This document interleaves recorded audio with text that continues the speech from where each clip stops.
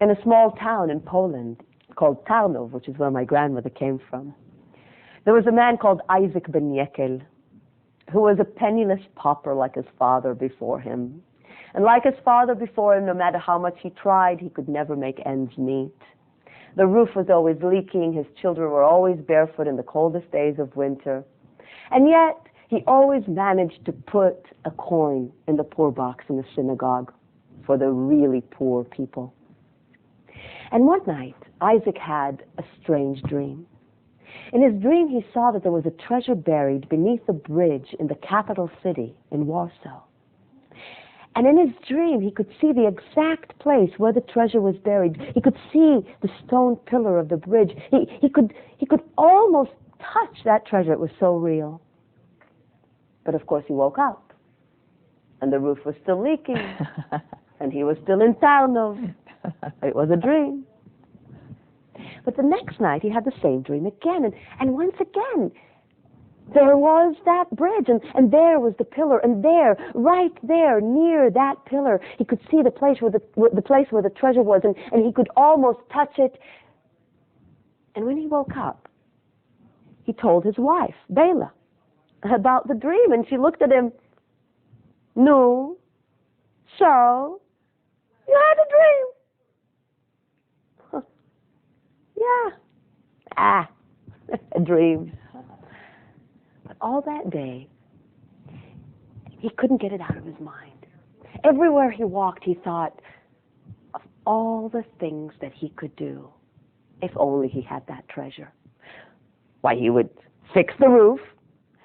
He would buy shoes for the children so they wouldn't walk barefoot in the winter. He would buy a winter coat for Bela. He would even have enough to put more in the poor box in the synagogue. That night, Isaac had the same dream again. And this time, it was so real that when he woke up, he said to his wife, Bela, I think I have to go to Warsaw to get that treasure. She said, Isaac, you want to go to Warsaw because you had a dream? Bela, it wasn't just a normal dream. 3 nights in a row, the same dream, that's not normal.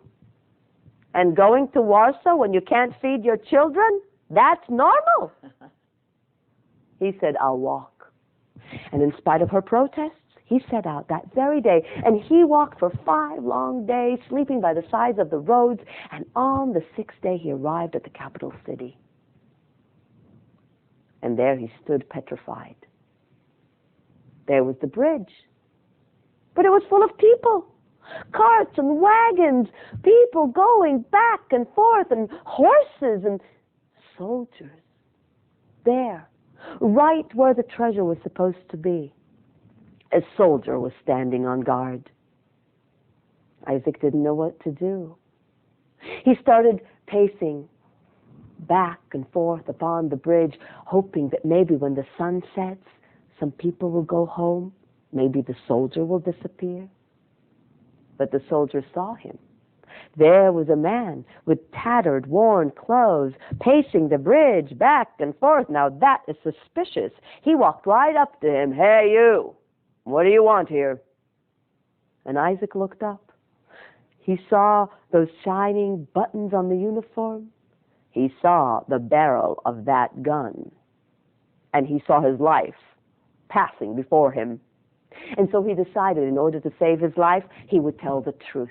He would tell the soldier the entire story and offer to share it.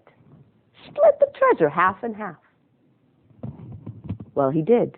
He told the soldier the entire story. And when the soldier heard that, he threw his head back and laughed. You mean to tell me you came all the way to Warsaw because you had a dream? Foolish man. Don't you know that everybody has dreams? What would happen if we would all leave our homes and go in search of our dreams? What would happen to me? Why, I had a dream too. I dreamed about a treasure. I dreamed there was a treasure behind the stove in the house of some Isaac ben Yekel or something in a town called Tarnów. Do you see me leaving my good job here at the bridge to go to the other end of Poland just because of a dream? Go home, my good man. It was a dream. So Isaac went home. He went home as fast as he possibly could. And he went straight to that stove, that old black stove, and he pulled it away from the wall. And there was a pot full of golden coins. To his astonished Bela, he said, "You see, Bela, a man can have a treasure in his own home, but unless he goes looking for it in Warsaw, he'll never know that it's there."